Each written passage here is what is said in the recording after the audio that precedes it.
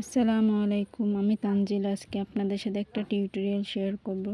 সেটি হচ্ছে আমি পুরনো জিন্সের ব্যাগ দিয়ে সুন্দর একটা ব্যাগ তৈরি করব। সেটা দেখতেই পাচ্ছেন। প্রথমে আমি এই দুই সাইড থেকে সুন্দর করে সেলাই করে নিব, কাপড়টা উল্টো দিয়ে করে। তারপরে এই মাথাটা একটা ভাঁজ করে নিয়ে ভিতরে একটা ফলস কাপড় প্রথমে লম্বালম্বি করে আটকে নিব এর সাথে। তারপরে এই দেখুন দুই পাশে পাইপিনের মতো করে আটকে দিয়েছি। এক পর্যায়ে আমি উল্টে নিব। উল্টিয়ে নিলেই হয়ে যাবে আমার সুন্দর ব্যাগটি। দেখুন, আপনারা খুব সহজেই পুরনো জিন্সের ব্যাগ বা নতুন জিন্সের প্যান্ট দিয়ে এই ব্যাগটি তৈরি করতে পারেন। আমি ফলস কাপড়টি ব্যবহার করেছি আমার শপিং ব্যাগ থেকে। আর পাশে আমি দুটো চেনও লাগিয়ে দিয়েছি। চেনটা লাগানো জাস্ট দুটি হুক ব্যবহার করে চেনটা আমি লাগিয়ে নিয়েছি। এই পর্যায়ে আপনারা দেখবেন আমি ড্রয়িং করব। এই ড্রয়িংটা এমন একটা ড্রয়িং যে দেখা যাচ্ছে আমি অনেকগুলো দিয়ে কলম থেকে ট্রাই করেছি, কিন্তু কোনোটাই আমার ক্যামেরাতে আসতেছিল না। সেজন্য প্রথমে আমি রাফ করে নিয়েছি একটা চিকন কালো পেন থেকে, যেটা প্রথম পর্যায়ে। পরে আমি আবারও ডবল করে ড্রয়িং করে নিচ্ছি। ডবল করে ড্রয়িং করে নেওয়ার কারণে এখন একটু লাইটের মতো দেখা যাচ্ছে, এবং সেলাইয়ের জন্য আমাদেরও ভালো হয়, কারণ ব্লু কালার উপরে কালোটা বেশ কালচে দেখা যায় এবং চোখে সচরাচর দেখা যায় না। লাইটেও বা সেলাই করতে গেলে অনেকটা প্রবলেম হয়। সেজন্য আমি ডবল করে সেলাই করে ড্রয়িং করে নিচ্ছি রাফ হিসাবে। আপনারা দেখেন চিরি করে আমি আঁকতেছি। তারপর আমি একটা সুতা দিয়ে কাজটা করব। একটা সুতার কাজ এত সুন্দর হয়, এত ফিনিশিং হয়, আপনারা খুব সহজেই প্রেমে পড়ে যায়। এই দেখুন আমার ড্রয়িংটা প্রায় শেষ। তারপর আমি এখন প্রথমেই শুরু করে দেখাচ্ছি। আমি যে পাপড়ি এটা রেনুর মতো আছে, এটাকে সেলাই করব আমি বাটন হোল স্টিচ দিয়ে। এবং খোলা অবস্থায় আমি তুলতেছি। দেখুন এইটা দিলে মনে হয় যে রেনুটা অনেক সুন্দর দেখা যায় আমার কাছে। আমি এখানে কাঠ কালারের একটা সুতা ব্যবহার করেছি, একতার সুতা। এরকম করে আমি পুরোটা সেলাই করে নিব। আর পুরো ডালটা পুরো যতগুলো ডাল আছে আমি ডালগুলো সব ব্যাক স্টিচ দিয়ে সেলাই করে নিচ্ছি। সেম কালার সুতাই আমি ব্যবহার করেছি, এটাও কাঠ কালারের একটা হালকা কালারের সুতো। এটা মেহেন্দি দিলে ফুটে থাকে, যেহেতু আমি ব্লু কালারের জিন্সের প্যান্ট থেকে তৈরি করেছি, সেজন্য আমি এটা ব্যবহার করব। আপনারা চাইলে অন্য কালারের সুতো দিয়েও দিতে পারেন, তাও ভালো দেখা যাবে। এখন আমি পুরোটা করে নিয়েছি আগেই। এ পর্যায়ে আমি যে ঘাসের মতো যে পাতাগুলো থাকে, ওগুলো অ্যাকচুয়ালি সেলাই করার জন্য শার্টেন স্টিচটা বাঁকা করে দিতে হয়। আমি সবুজ কালারের শার্টেন স্টিচ ব্যবহার করেছি।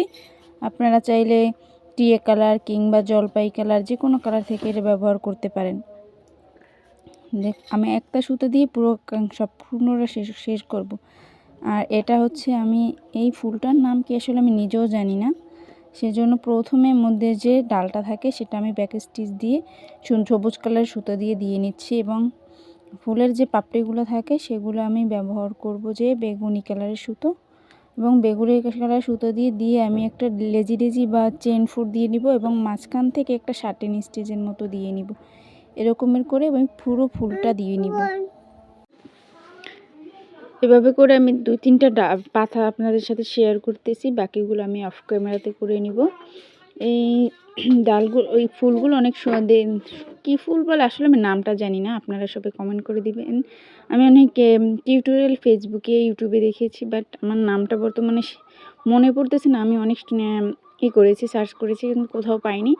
আপনারা কেউ ওই টিউটোরিয়ালটা থাকলে আমাকে শেয়ার করবেন, কিংবা আপনারা করবেন, নামটা আমাকে কমেন্ট করে জানাবেন। এ পর্যায়ে আমি যে পাতাটি দিচ্ছি এটি হচ্ছে একটা দিয়ে ফিশবোন স্টিচ দিয়ে পাতাটি করতেছি একটা সুতো দিয়ে। এটা হচ্ছে টিয়ে কালারের একটি সুতো, কিন্তু আমার কাছে একটা সুতোর কাজ যে এত প্রিয় হয়ে গেছে, যে কোনো কাজে যে দেখলেই মনে হচ্ছে যে সারাদিনই এমব্রয়ডারি করি এরকমের করে।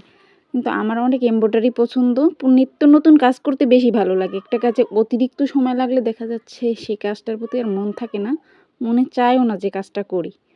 আপনাদের কার এমনটা হয় আমাকে কমেন্ট করে নিশ্চয়ই জানাবেন। দেখেন আমার পুরো কাজটা ফুলের পাতার কাজটি শেষ। এই পাতাটার ফিনিশিংটা অনেক সুন্দর হয়ে গেছে।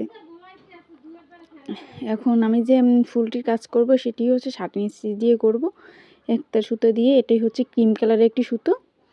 এরকম করে আমি আপনাদের সাথে একটি পাপড়ি শেয়ার করব, বাকিগুলোতে আমি অফ ক্যামেরায় করে নিব। আপনারাও আমি পুরোটা শেয়ার করলে দেখা যাচ্ছে যে অনেক সময় লাগে, আর অতটা সময় নিয়ে ভিডিও করাও যায় না, আর কেউ দেখতেও চায় না তো লং ভিডিও। সেজন্য আমি একটা পাপড়ি আপনাদের সাথে শেয়ার করব, বাকিগুলো অফ ক্যামেরাতে করে নিব।